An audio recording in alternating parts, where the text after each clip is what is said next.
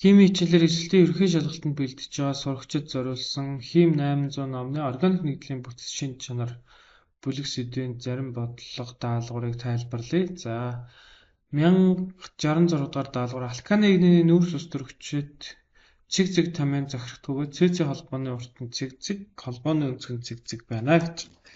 Тэгэхээр бид нар энэ молекулын хэлбэрээ одоо маш зөв төсөөлдөг байх ёстой гэсэн үг. За бид нарт энэ профиль харагдаж байгаа. Тэгэхээр ингээд харахаар ингээд хавтгаан гурвалж байна. За ингээд бас яах нь хавтгаан гурвалж байна. Тэгэхээр ерөөсөө ийм хоёрчин холбоотой С бол дандаа яах вэ? Хавтгаан гурвалжин одоо ийм бүтэц үүсгдэг гэсэн үг. За харин дан холбоотой болчих юм бол бид нар одоо CH4-ээр төсөөлж одоо ингэж ойлгоно. Тэгэхээр ийм дөрвөлжин суурьтай пирамид гэсэн үг. За бид нар ерөөсөө юугаар төсөөлөх вэ гэхээр яг хоёрчин холбоо гэхээр бид нар этенээр төсөөлж болно.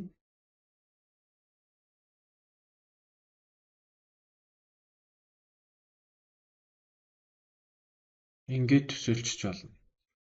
Тэгэхээр ерөөсөө хоёрчин холбоо. Тэгээд дараагийн ээр нь яах нь энэ дээр ирээл холбогдоод явна гэсэн үг байхгүй.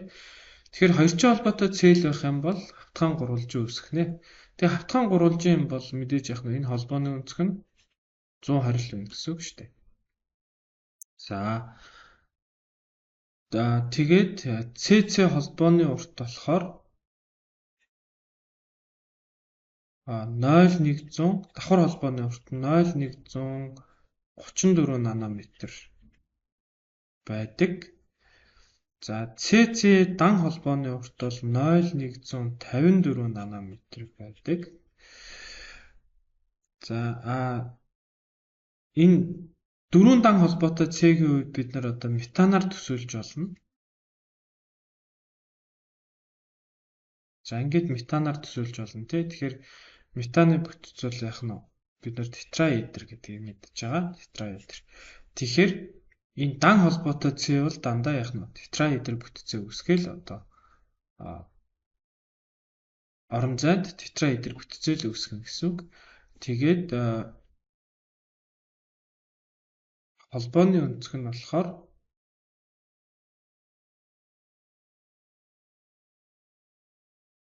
за энэ холбооны өнцөг гэсэн үг шүү дээ тийм ээ.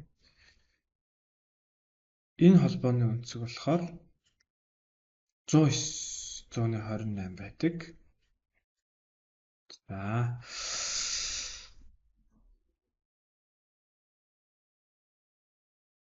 За гуравчин холбоотой нэгдлийг болохоор бид нэр юугаар төсөөлнө те? Этенээр. Тэгэхээр одоо нөгөө төвийн атом дээр нь чөлөө тос электрон байхгүй. Тэгээд хоёр тийшээ хоёр атомтой коvalent холбоо үүсгэсэн учраас мэдээж одоо энэ молекулын хэлбэр бол ямагт яах нь шугам байна. Шугам. Шугамын юм бол энэ холбооны өнцөг нь хэд байх нь 180 градус байна гэсэн үг. За тэгээд энэ гуравчин холбооны урт бол 0.120 нанометр байдаг. Тэгэхээр ийм гурван зүйлийг бид нэр одоо бас мэддэг байх хэрэгтэй л да тийм ээ. Тэгэхээр хоёрчин холбоотой нэгдэл байх юм бол бид нэр этенээр төсөөлж болно. Этенийн нэг ус төрөгчийн оронд л яах нь одоо өөр бүлэг ирж холбогдож байгаа гэж төсөөлнө. За дан холбоотой С байх юм бол энэ дөрвөн аашийн тий оронд л одоо өөр бүлэг атом ирж холбогдож байгаа гэж төсөөлнө. Гуравчин холбоотой нэгдэл байх юм бол энэ этений нэг ус төрөгчийн оронд одоо өөр бүлэг атом ирж холбогдож байгаа гэж ингэж төсөөлнө. За ингэхээр бид нарт алканы тухай ярьж байгаа учраас энэ B хариун зөв юм байна тий. За дараа нь болохоор релизжилтийн тухай ойлголт байгаа. Тэгэхээр яг хаа релизжилт бас цээжсэн мэдлэгэл болно гэсэн үг л дээ юм бол. Тэгвэл релизжилтийг бид нар ингэж ойлгуул илүү хэлбэр 2p холбоо 1 нь сигма холбоо байгаа гэсэн. Гуравчин холбоо болохоор 2 нь p холбоо 1 нь сигма холбоо. Хоёрчин холбоо болохоор 1 нь p нөгөөх нь яах нь сигма холбоо байхгүй. Тэгэхээр хоёр ширхэг p холбоо үүсгэсэн л байх юм бол энэ нүүрс төрөгчийн атомын релизжилт нь sp гэсэн үг байхгүй. sp. А хоёрчийн холбоо 1p холбоо үүсгэсэн байх юм бол ирлийзжилт нь sp2 байдаг гэсэн үг. Дан холбоо 4 дан холбоо үүсгэсэн байх юм бол ирлийзжилт нь sp3 байдаг гэсэн үг.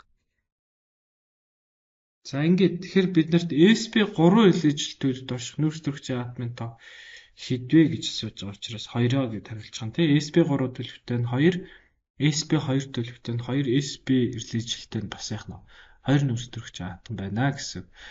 За дараа нь энэ даалгавар дээр одоо илүү баттгаж болно. За энэ C 4 дан холбоо үүсгэсэн учраас sp3 гэсэн үг.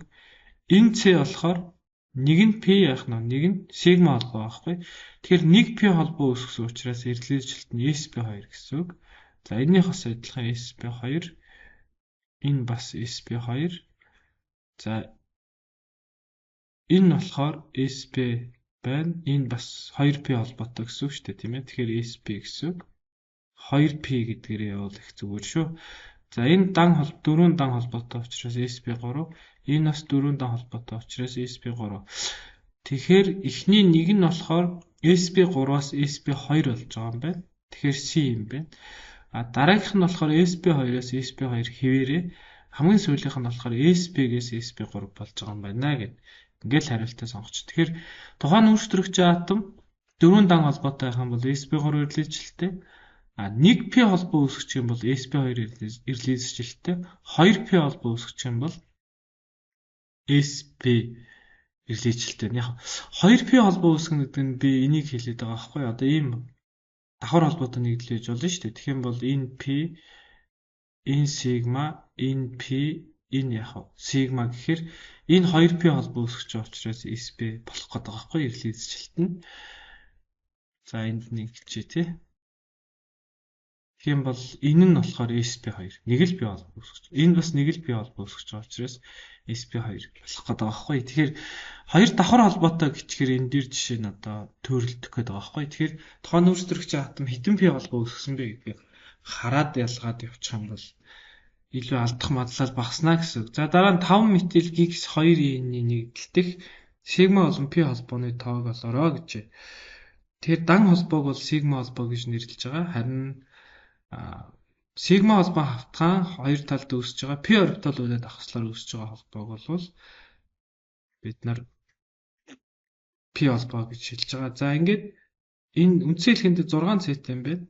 1 2 3 4 5 6. Тэгээд 5 дугаар цэ дээрээ иймтэй юм байна. Тэгээд 1 2 3 4 5 дугаар цэ дээрээ метилтэй юм байна. За ийм нэгдэл юм байна. За тэгэхээр 4 дан холбоотой учраас эн чинь бүр дэлгэмэл томьёог нь зурх юм биш үү тий. Тэгэхгүй бол юм гарахгүй юм байна шүү дээ. За дэлгэмэл томьёог зурнаа.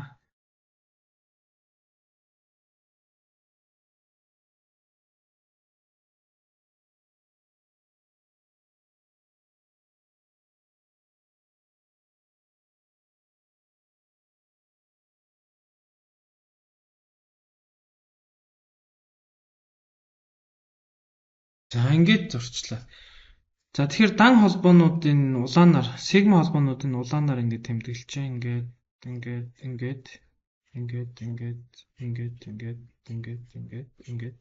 улаанаар тэмдэглэж байгаа нь бол бүгд яг сигма холбоо гэсэн үг.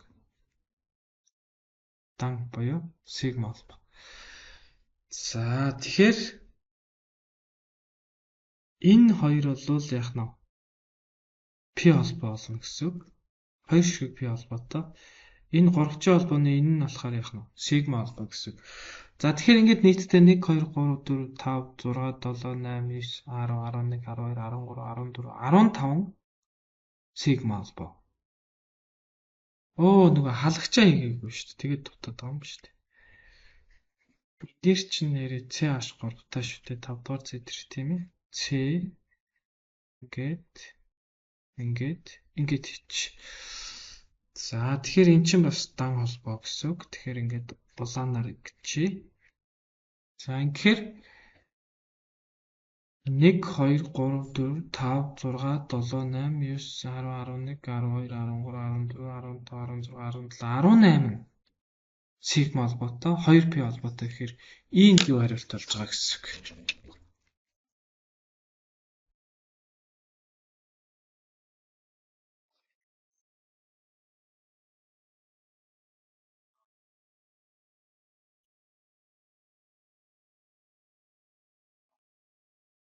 За дараагийн даалгавар нь болохоор бас релизжилт байна. Тэгэхээр нүүрстрэгчийн атмын релизжилт тэгээд эсэлтгэн юм бас байгаа юм биш үү? За энэ нэг нь p холбоо, нэг нь яах нь сигма холбоо гэх юм бол энэ нэг p холбоотой учраас энэ цэгийн релизжилт нь бол sp2 байна гэсэн үг. За үлдсэнүүд нь сигма холбоо гэсэн үг. Тэгэхээр энэ сигма холбоо, энэ бас сигма холбоо, энэ бас сигма холбоо. Тэгэхээр нийтдээ 4 сигма 1 p-тэй юм байна. Эднэр бол бүгдээрээ байна тий. За дараа нь релизжилт нь болохоор sp2-той.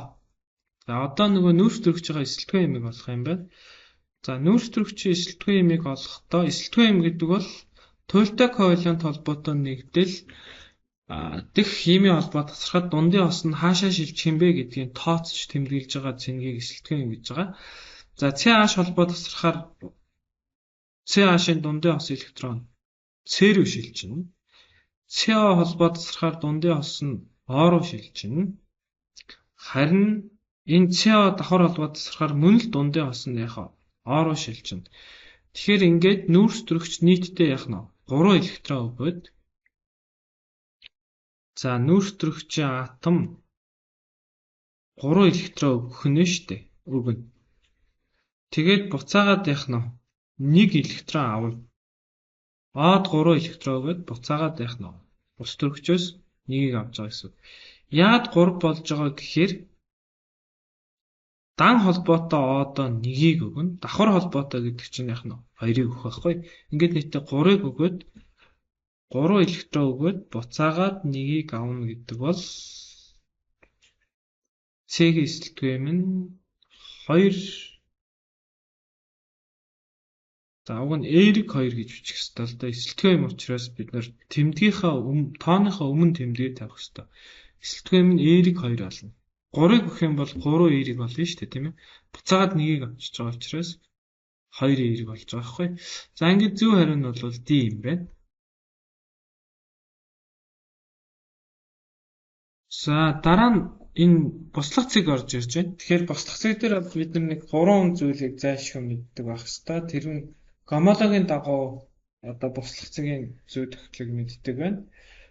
Дараа нь болохоор салбарлсан тохиолдолд буслах цэг яаж өөрчлөгдөх юм. За дараа нь анги бүлгүүдийн буслах цэгийн зүй тогтолцоог мэддэг байх хэвээр. Тэгэхээр энэ алканы гомолог ингээд доошо цэгийн тоо өсөж байгаа. За тэгэхэд бол буслах цэг өснө. Дээрээс нь яах нь нягт бас өсөж байгаа. За ер нь ингэж байгаа. Цэгийн тоо өсөхөд тийм цэгийн тоо өсөхөд Т буцлах цэг тэгээд нягт за тэгээд хайлах цэг нь ч гэсэн бас өснө л дээ тийм ээ. Т хайлах цэг өснө. Харин усан дуусах чанар бол буурдаг. Усанд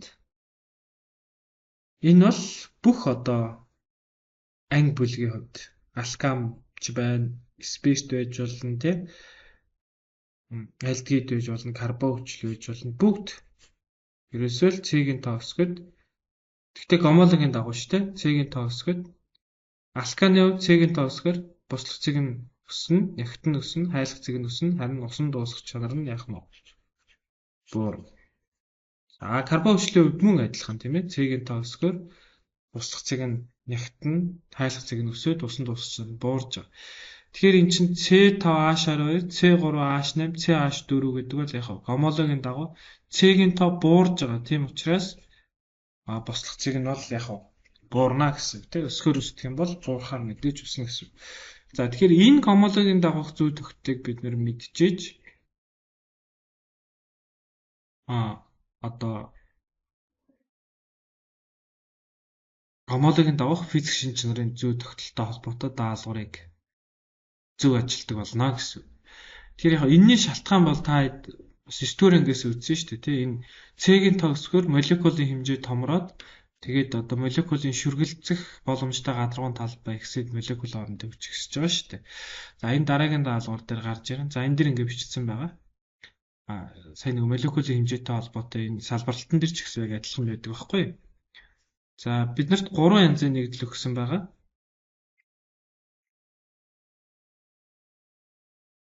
Эхнийх нь бол CH3, CH2, CH.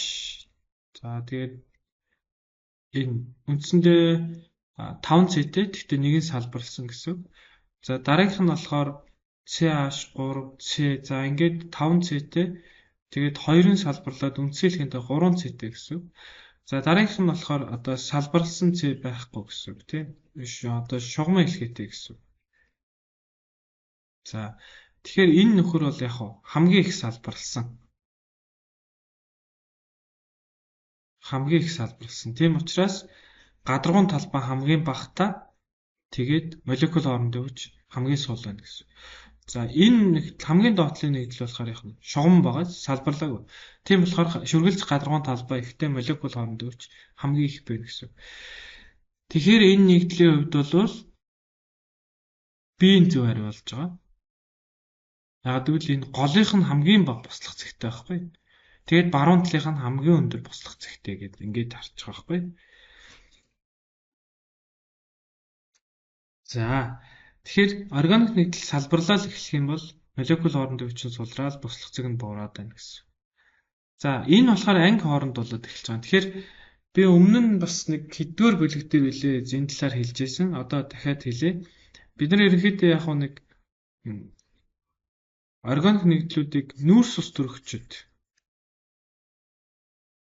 Нүүрс ус төрөгчд. За тэгээд одоо галоген алкан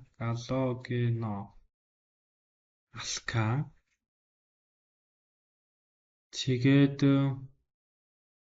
альдгид спирт тэгээд эфирүүд тий. За ингээд. За тэгээд дараа нь болохоор одоо спирт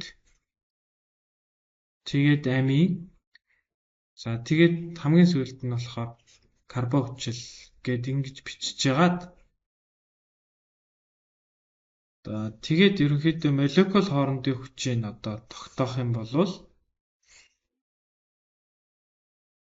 за нүүрс ус төрөгчд бол мэдээж молекул хоорондын хүчинд дисперс байна гэсэн. За энэ галоген алкан тэгээд альдгид кетон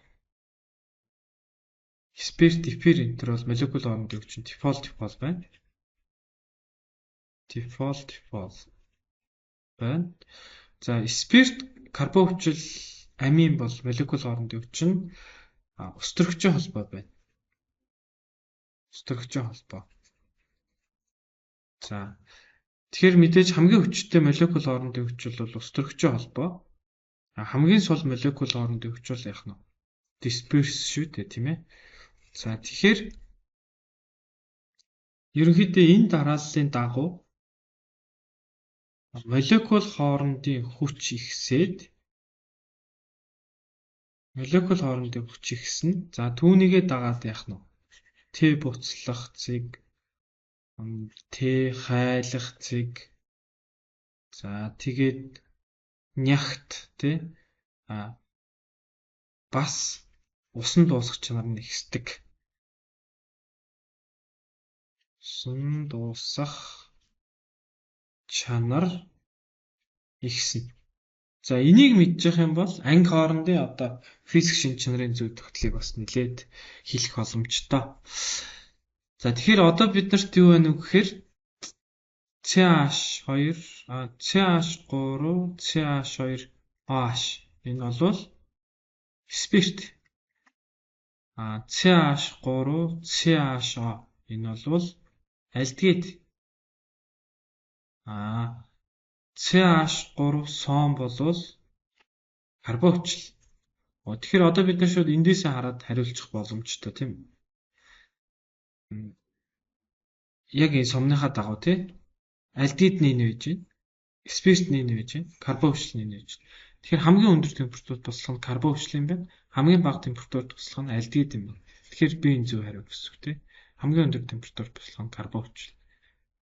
CH3 сон. Хамгийн бага температурт туслах нь CH3 CHO. Энэ өгсөн 3 нэгдлээ шүү дээ тийм ээ.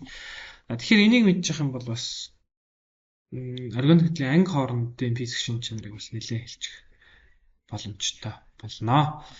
За дараах нэгдлүүдээс аль нь буслах цэг хамгийн өндөртэй вэ гэж байна. За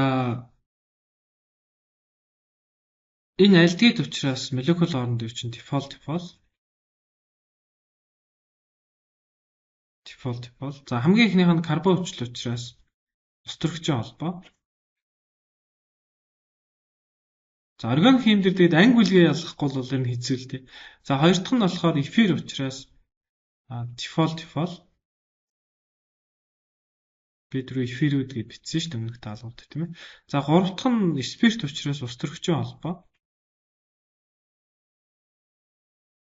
За дөрөв дэх нь бас карбон хүчил учраас устөрөгчийн холбоо. За тэгэхээр бид нарт яаж юм дифол бол биш дээ, энэ чинь буслах цэг хамгийн өндөртэй.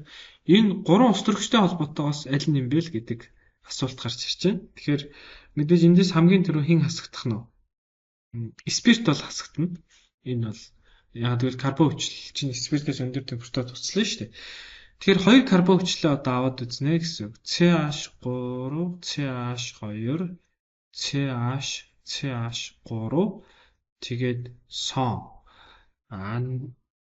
Нөгөөх нь болохоор CH3 CH2 дахиад CH2 тэгээд сон. Тэгэхээр энэ карбон хүчил нь яаж вэ? Шугам багаж. Тэгэхээр илүү өндөр температурт бослно гэсэн үг байхгүй. Тэгэхээр зөв хариулт нь D гэсэн. Тэгэхээр энэ бол нэлээд нийлмэл даалгавар шүү дээ. Анги хоорондын одоо молекул хоорондын физик шинж чанарыг харуулж байна. Дээрээс нь бас салбарлсан хэсгийг те тооцож штэ. За дараа нь карбон хүчлүүдийн молекулын массыг харьцуулсан хүснэг төгсч аль карбон хүчил нь хамгийн нам температурт туслах вэ? За энэ яг сая ярьсан тийм ээ. Нөгөө гомологийн доогх зүйл тохиол. Мэдээж хамгийн бага температурт буцлах нь бол хамгийн одоо гомологийн эхний гишүүн хамгийн молекулын хэмжээ багтаа метан гэсэн. За энэ дэр шивэлтэй алдаа гарсан учраас энэ хоёр тавын аль нэг нь бол яах нь нэг байсан гэсэн. Тэгэхээр хэдүүлээ энийг нэг болгоч. За тэгээд зөв хариуг нь гэж боч тэ. Хамгийн нам температурт туслах нь болгож байгаа шүү дээ. Тэгэхээр масс бага байна гэдэг бол молекулын хэмжээ бага байна л гэсэн үг шүү дээ. Ер нь бол за дараа нь буслах температурын өсөлтөөр жагсаасан зөв дарааллыг олно. За энэ гомологийн доогх зөв төгтөл байна. Альдегид тийм. Буслах температурын өсөх дарааллаар гэхээр мэдээж C-ийн тоо өсөх тусам буслах цэг өснө гэж. Шоргоолжийн альдегид, цууны альдегид, пропоны альдегид гэдэг аан зөв хариу юм байна. За дараа нь энэ болохоор яг өрмөц байгаа юм л да бас нэг физик шинж чанарын өрмөц ойлголт. Энэ ус төрөгчийн холбоо үүсгэж байгаа энэ OH бүлгүүд энэ одоо нэг молекулын дотор хид байгаа тохиолдолд ойрхон байгаа тохиолдолд ингээд молекул дотоодын ус төрөгчийн холбоо үүсгэж байгаа байхгүй юу? Молекул дотоодын. Тэгэхээр молекул дотоодын ус төрөгчийн холбоо үүсгэхээр нөгөө молекул хоорондын ус төрөгчийн холбоо үүсгэх боломж нь багасч байна. Молекул дотоодын ус төрөгчийн холбоо. Тэгэхээр бидний энэ буслах цэгийн тухай яриа бол дандаа л молекул хоорондын хүчтэй л холбоотой шүү дээ. Молекул хоорондын хүч их байх тусам буслах цэг нь их байж байгаа шүү дээ. Тэгэхээр энэ нөгөө молекул хоорондын хүч үүсгэх ёстой энэ одоо бүлгүүд нь нөгөө молекул дотооддоо ус төрөгчийн холбоо үүсгэхээр молекул хооронд үүсэж байгаа ус төрөгчийн холбоо нь ерөнхийдөө суларчж байгаа гэсэн үг байхгүй. Тэгэхээр буслах цэг нь бага болчихж байгаа гэсэн. Тэгэхээр иймэрхүү OH бүлэг ч юм уу, сон бүлэг ч юм уу, амин бүлгүүд нэг молекул дотор хэд хэдээр байвал аль болох хол зайд байх юм бол буслах цэг нь хамгийн их байдаг гэсэн. Одоо тэр бүлгүүд бүгд одоо молекул хоорондын ус төрөгчийн холбоо үүсгэхэд оролцсон гэсэн үг шүү дээ. Тэгэхээр ингээд энэ бүлгүүд холол байх юм бол буслах цэг их байна.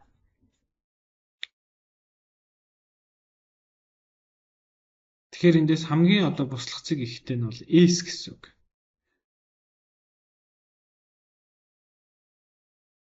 ирэмбэлнэ гэж байгаа шүү дээ, тий. Тэгэхээр хамгийн их нь S, тэгээд U, тэгээд R юм байна шүү дээ, тий. R, U, S. Өсөх дараалалаар ирэмбэлж байгаа юм чинь S нь хамгийн их, тий. R, U, S гэж зөв хариу нь юм байна. За дараа нь дахиад сигма p холбоог тоолох юм. Гэхдээ яг энэ дээр нөгөө ерөнхий томьёог нь өгсөн байгаа байхгүй. Тэгээд цагирах хэлбэртэй гэж байгаа. Тэгэхээр бид нар 5c-ийг ингээд цагираг болгоод бичнэ. За ингээд тэгээд ус төрөгчүүдээ нөхөхөөр нэг газар нь давхар холбоо хийжиж ус төрөгч нь таарна гэсэн үг. Ингээд 8 ус төрөгчтэй болж байгаа байхгүй. За тэгээд сигма p холбоог тоолохын тулд дахиад дэлгэмэл томьёогоо заавал зурах хэрэгтэй. Тэгж сигма болон p холбоогоо тоолно.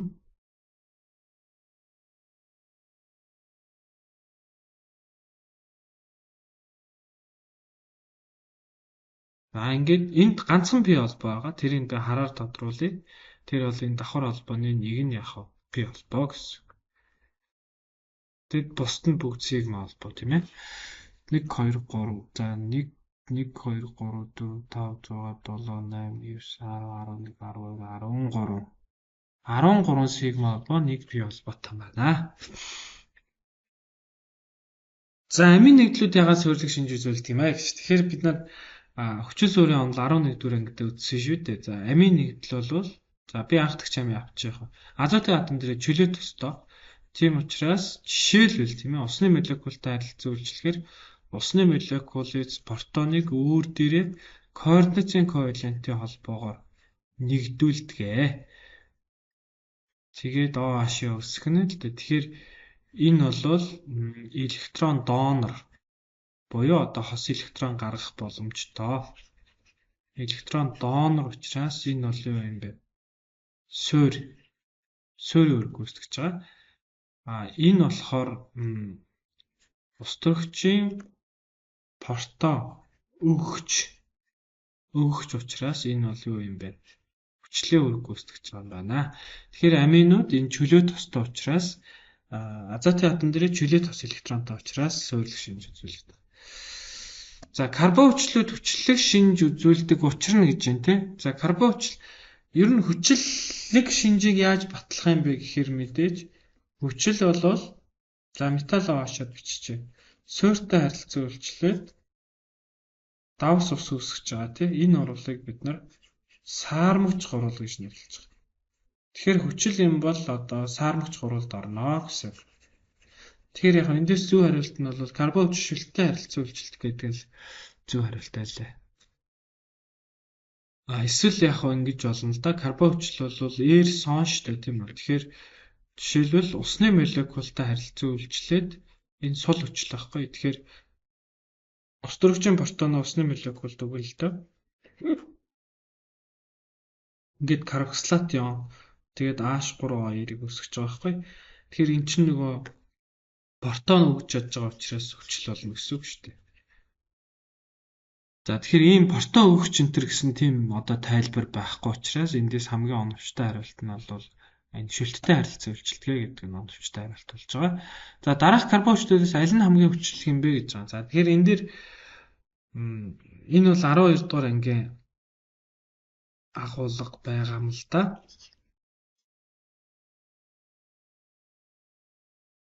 За ер нь карбон хүчлийн аль нэг C дээр одоо цахилгаан сөрөг чанар ихтэй атом байхаар энэ OH-ын дундын хос электроны туйшралд нөлөөлдөг гэсэн үг. Энэ дан холбоонуудаар дамжуулаад нөгөө цахилгаан сөрөг чанар ихтэй атом чинь электроныг яах нь өөрлөгөө татдаг байхгүй.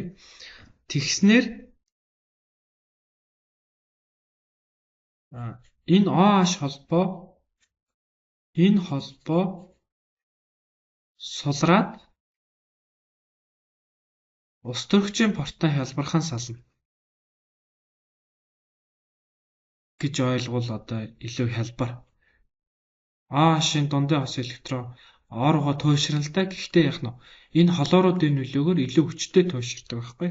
Тэгснээр холбоо сулраад ус төрөгч хялбархан сална.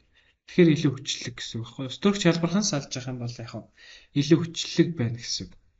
Тэгэхээр эндээс хамгийн хүчлэг нь бол энэ 3 холоортой. Энэ карбон хүчил бол хамгийн хүчлэг байна гэсэн.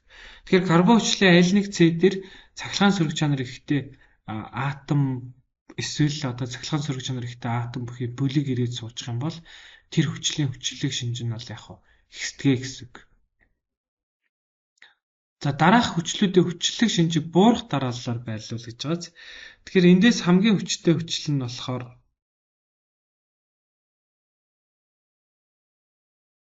хурган чихний хүчил тий болчихж байгаа.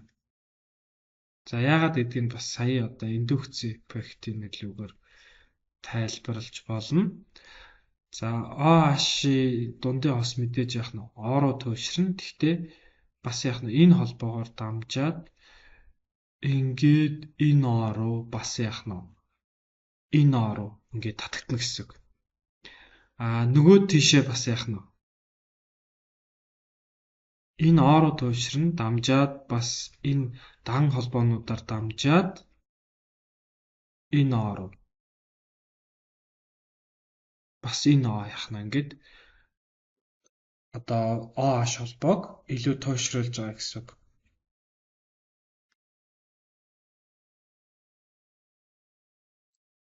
Илүү их туйшир. Тэгэхээр яг түрүүнийх шиг тий илүү их туйшраад одоо нөгөө ус төрх салахад илүү хялбархан болдгоо гэсэн. Тэгэхээр энэ бол хамгийн хүчлэг гэсэн. За гэтэл нь штэ энэ метил бүлэг байгааз. За метил бүлэг болохоор за мэдээж OH холбоо бол яах нь орогоо туйшрын шүү дээ. Тэгэхээр эсрэгээрээ энэ нөгөө энэ онууд энэ ус төрөгчийн CH гэсэн холбоонд байгаа ус төрөгчийн электронуудыг энэ дан давхар холбоогоор дамжуулаад өөрлөгөө татчихдаг байхгүй.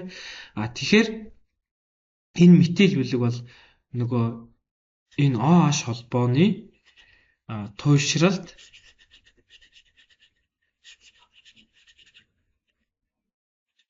за туйшралд нөлөө үзүүлэхгүй гэдээ ойлгосон ч болно дөө.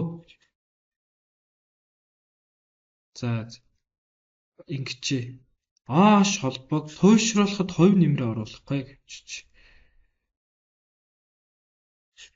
Туйшруулахад хувь нэмэр оруулахгүй.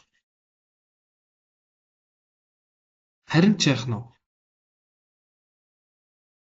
нөгөө карбоксил бүлэглүү электроноо нийлүүлж байгаа ийм бүлэг байхгүй. Карбоксил бүлгээс электроныг одоо дан давхар холбоогоор дамжуулаад татаад авах юм бол илүү одоо нөгөө OH холбоог туйшруулад хүчлэг болгоод ахна шүү дээ. Гэтэл энэ метил бүлэг бол өөрөө яах нь энэ карбоксил бүлэглүү электрон нийлүүлээд байгаа байхгүй. Карбоксил бүлгийн электронны нэгтлийг ихсгээд байгаа. Тийм учраас харин ч яах нь илүү сул хүчлэг болно гэсэн үг. Сул хүчлэг шинжтэй болно гэсэн. За тэгэхээр эндээс хамгийн хүчлэг нь буурах дараалал. Тэгэхээр хамгийн хүчлэг нь бол 2 тэгээд 3 тэгээд 1 гэсэн үг. 2 3 1 буурах дараалал гэсэн тийм ээ. За тэгэхээр зөв хариу нь бий болж байгаа. За дараа нь энийг бол шууд К-г нь харж байгаад хийчих болно уу тий? К-г нь харж байгаа хийсэн илүү амар шүү дээ тий. К гэдэг бол H3O нэмэхийг үрчгэн А сөрөг хуваахан H шүү дээ тийм ээ. Тэгэхээр эндээс энэ хоёр шууд хамааралтай К их байх тусам уусмалт H3O2 их байна. H3O нэмэх их байна гэдэг нь илүү яхаа хүчлэг болно гэсэн үг шүү дээ. За ингээд шууд К-га хараад хийчихвэл амруу. Тэгээд хүчлэг шинжийн ихсэх дараалалаар гэж байгаа юм чинь хамгийн бага К атаа нь 891-ийг үржих нь биш. Хамгийн бага К атаа нь 301-ийг үржих нь 10⁻³ юм байна. Сөрөг 5 юм байна.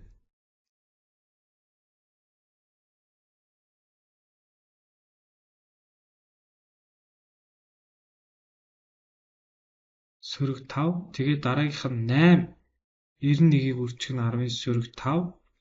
Тэгээд хамгийн их катад 138-ыг үржих нь 10-ын сөрөг 3 гэсэн ийм дараалалаар явах юм байна. Тэгэхээр 1 2 3 гэсэн дараалал. Хүчлэг шинжийг хэсэг дараалал гэсэн юм чи. Шийгсэх дараалал 1 2 хамгийн тэгэхээр хараа энэ дэр нэг юм байгаа шүү дээ. Нөгөө электроныг ингээд дан холбоогоор дамжуул дүүрлэгөө татна тийм ээ. Тэгэхээр нөгөө цахилгаан сөрөг чанар ихтэй бүлэг чинь тэр карбоксил бүлэгтэй ойрхон байх тусмаа яадаг нөө. Шалбоог илүү хүчтэй туйшруулдаг байгаа байхгүй. Тэгэд илүү хүчлэг болгодог гэдгийг бас эндээс харж байна. Яг тайлбарлана гэвэл. За дараах нийтлүүдээс аль нь хамгийн хүчлэг вэ гэж байна. За амийн бол мэдээж яах нь чөлөөттэй учраас суурлаг байна. За тэгээд үлдсэн 3 нь спирт байгааз. Тэгэхээр спирт фенолыг харьцуулах юм бол спиртээс гэжтэй спиртээс фенол нь илүү хүчлэг байдаг. Илүү хүчлэг байна. За энийг яг зүгээр би зүгээр урвалаар тайлбарлая дөө тий. За ROH бол натрийн OH-той урвалд орохгүй. Энэ урвал явагдахгүй.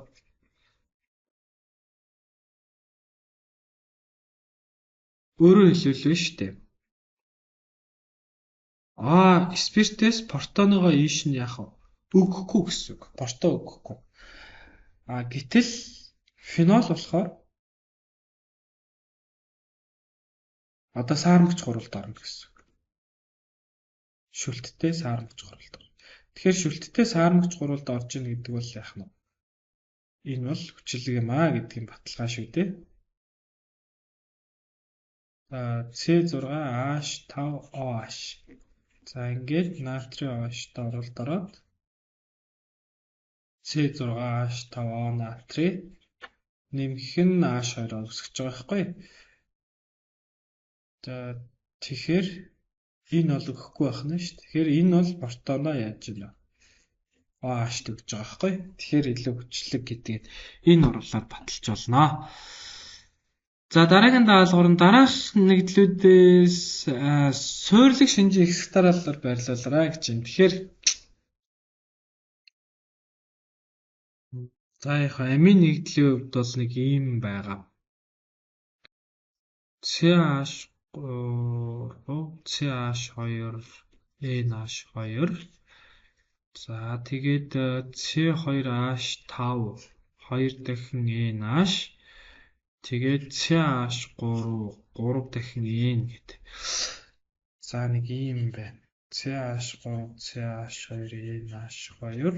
Тэгээд NH, C2H5. Тэгэхэд C2H5.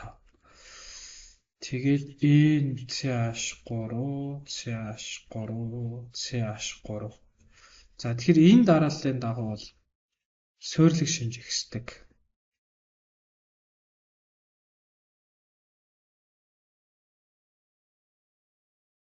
Суйрлаг шинж ихсэн. Тэгэхээр энэ бол 3 дахь жами. Өөрөлдөл нэг NH3-ын 3 ус төгч чинь гуруула халагдсан гэсэн үг тийм. Энэ бол 3 дахь жами. За энэ хамгийн ихнийх нь болохоор анх дахь жами. Тэгэхээр 3 дахь жами илүү яах нь суйрлаг байдгаа гэсэн үг. За тэр нь бас энэ холбооны туйшралтай холбоотой л доо энэ метил бүлгийн одоо электронууд тий дундын ос электронууд нь азот руу ингээд цахилгаан сөрөг чанар ихтэй учраас азот руу туйшраад азотын одоо энэ электроны нэгтрэлийг илүү ихсгдэг. Тийм учраас азот бол энэ чөлөө тос электроноороо ус төрөгчийн протоныг нэгдүүлэх тэр чадвар нь улам ихсдэг гэсэн үг л дээ. Тэгэхээр 3R электрон нийлүүлэх 1R электрон нийлүүлэх бол яг ялгаатай байхгүй. 3R электрон нийлүүлнэ гэдэг бол азотын электроны нэгтрэлийг илүү ихсгэж байгаа гэсэн үг. За дараа нь хэвийн нөхцөлдөх профины нягтыг олгоно. Хэвийн нөхцөлд гэж байгаа учраас моль эзлэх үн нь 22.4 литрийг үржих нь мойлын сөрөг гэж тийм ээ. За мойлын масс нь болохоор эн чинь юу вэ? Профин гэхээр C3H4 юм байна. Тэгэхээр мойлын масс нь 40 грамыг үржих нь мойлын сөрөг гэж. За тэгээд нягт гэдэг бол массыг хуваах нь эзлэхэн. Мойлын массыг мөн мойлын эзлэхэнд нь хувааж болно. Тэгэхээр 40 грамыг үржих нь мойлын сөрөгнийг хуваах нь мойлын эзлэх нь болохоор хэд юм бэ? 22.4 литрийг үржих нь мойлын сөрөг нэг. За мойлын сөрөг нэгүүд нь ингээд хураагдчих юм байна. Тэгэхээр 40-ыг 22.4 тугаана. 40-ыг хуваах нь 22.4. Нэг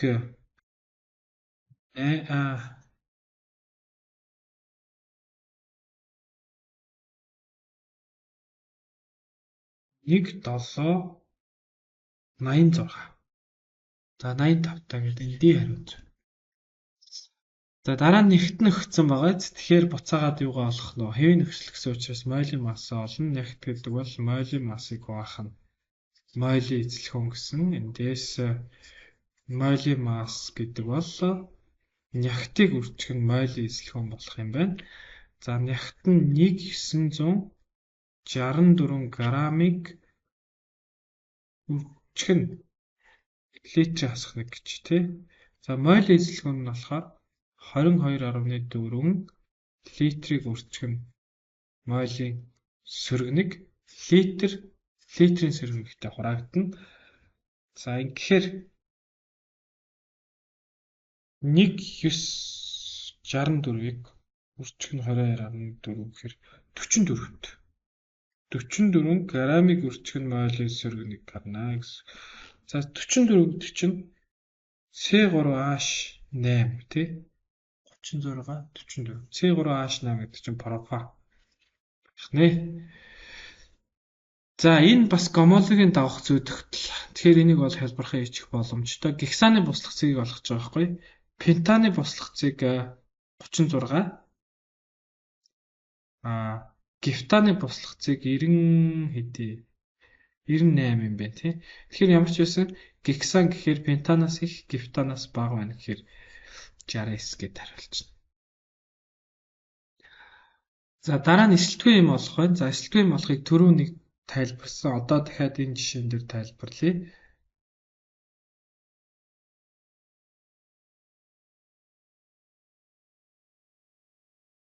Үнцэлхэнд 6 цэтэй энэ дээр давхар холбоотой.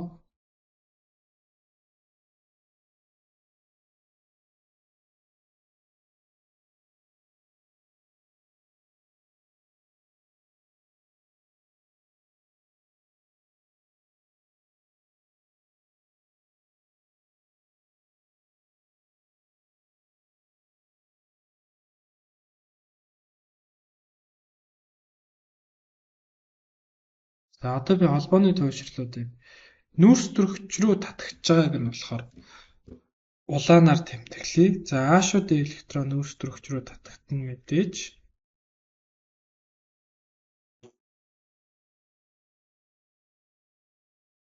За ингээд кетонтой талаас ахмад бүлгэн кетон учраас кетонтой талаас 1 гэж дугаарлана. 1 2 3 4 5 6. За нүүрс төрөгчөөс өөр тийшээ татгаж байгааг ногооноор тэмдэглэе.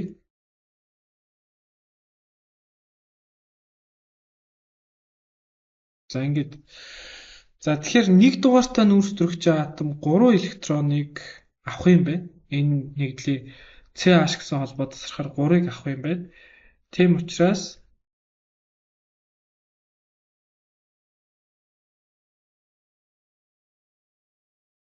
за дугаараа доор нь дугаарлаач.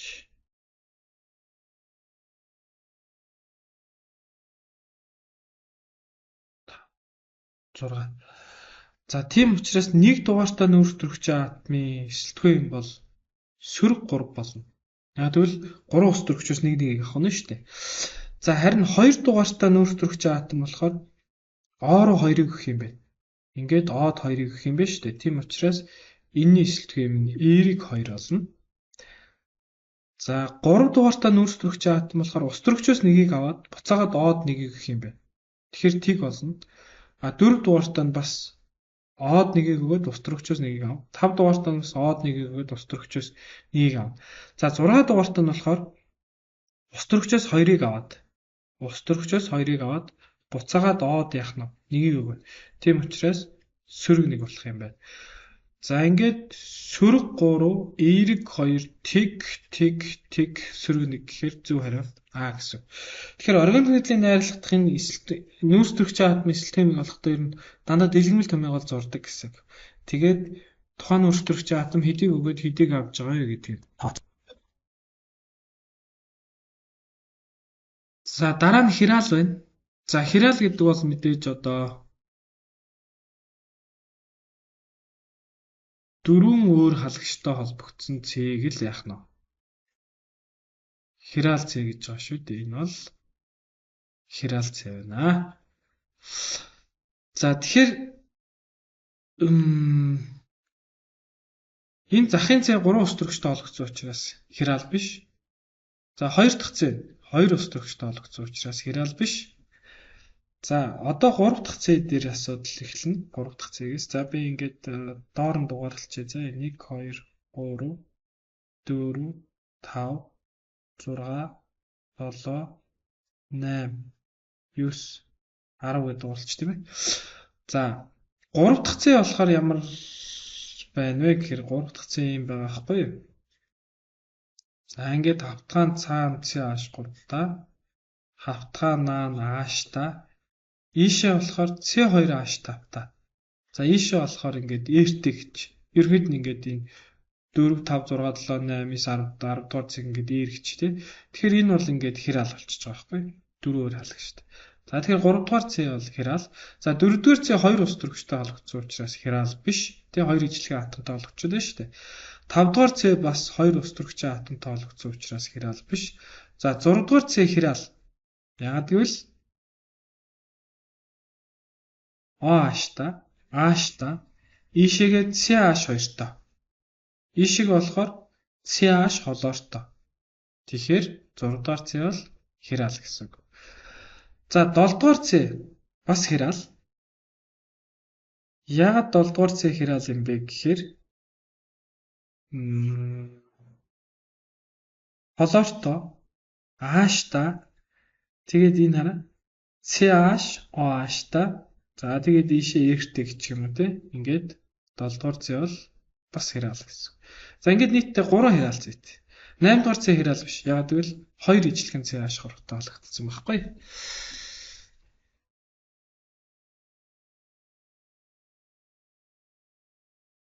За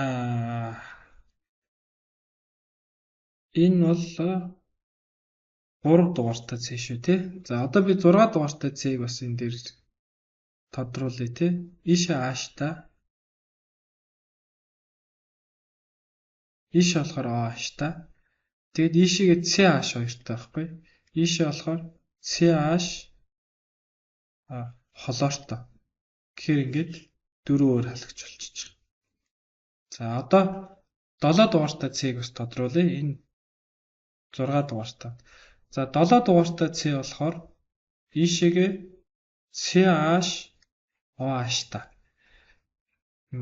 Тэгээд эндээ болохоор H та. Эндээ болохоор холоортой. Ийшээ болохоор эрттэй. Энэ 7 дугаартай C шүү те. Тэгэхээр энэ бас яах нь хираал гэсэн. Ингээд нийтдээ 3 хираалтай болж байгаа шүү. За дараагийн даалгавар нь нүүрс ус байна. За нүүрс усан дээр бас анхаарах юм байгаа.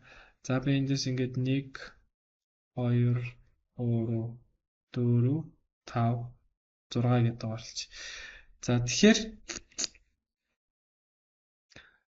нэгдүгээр C бол мэдээж 4 халагчгүй учраас хираалын тухай ярихгүй. За 2 дугаар C гэрээ. 2 дугаар C бол ингээд H та. За 2 гэдэг нь тэмдэгэн тэмдэглэж болохгүй байна. H та. Тэгээд OH та. Тэгээд CH O-то. Тэгээд ийшээ R хийчих тий. Энэ хэсгийг бүгдийг яах нь R гэж хэлчих. Тэгэхээр энэ бол хэддүгээр C? 2-дугаар C тэгээд Хиралта. За энэ мэтчлэн болохоор за 3-дугаар C-г дахиад нэг тодруулчих. 3-дугаар C бол H-та тэгээд OH-та. За тэгээд ийшээгээ CH-OH тэгээд CHO гэдэг. Ингээд. Нөгөө тийш нь болохоор дахиад R гэж тий. R гэдэг нь болохоор нөгөө тийш гэхээр энэ хэсгийгээ би R гэж шүү дээ тийм ээ. Ялгаатай байгааз энэ хоёр чиг ялгаатай байхгүй? Ялгаатай. Тэгэхээр энэ бас яах нь хираалцаа гэсэн үг. Хираалцаа. Энэ хэддүгээр 3 дугаар. За гих мэтчлэн явахаар нь шүү дээ. Энэ 2 дугаар C хираал, 3 дугаар C хираал, 4 дугаар C хираал, 5 дугаар C хираал. Ингээд нийтдээ 4 хираалтай болж байгаа гэсэн үг байхгүй. За мэдээж захын C бол хираалтай байх боломжгүй. Яг гэвэл энэ нэг 2 ижлэх острогч хаттай болгоцсон учраас 6 дугаар C бол хираал байхгүй. Тэгэхээр 2 3 4 5 гэд нийтдээ 4 хираал Cтэй байна гэсэн. За энэ бас сонирхолтой нэгдэл байгаа. Тэгтээ жоохон хэцүү нэгдэл шүү. За энэ одоор тэмдэглэж байгаа C хираал яг гэвэл энэ OH-та, H-та ийшээгээ болохоор CH2-тэй гэсэн үг байхгүй. Тэгээ ийшээ C-тэй гэдэг ингээд за тэр C-г одоо би юуг тодруулъя л да, тийм ээ. Ингээд CH2-той тэгээ ийшээг болохоор юутай C-тэй гэсэн үг байхгүй. Тэгэхээр энэ бол хираал гэсэн үг.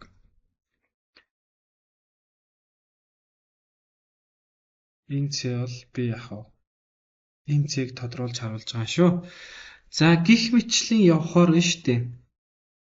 Энэ хираалтаа энэ C бас хираалтаа тэгээд энэ C хираалтаа энэ C бас хираалтаа энэ C бас хираалтаа.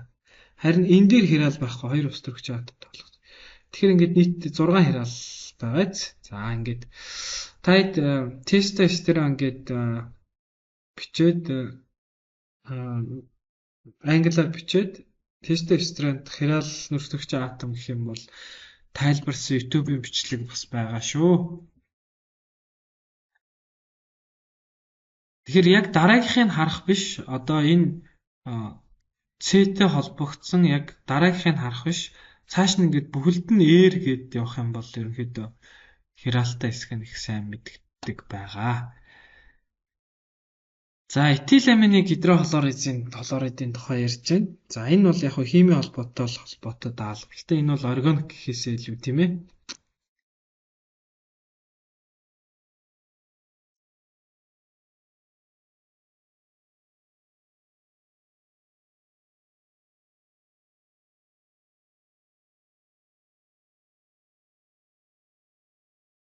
За ингээд энэ бол яг нь сөрөг цэнэгтэй.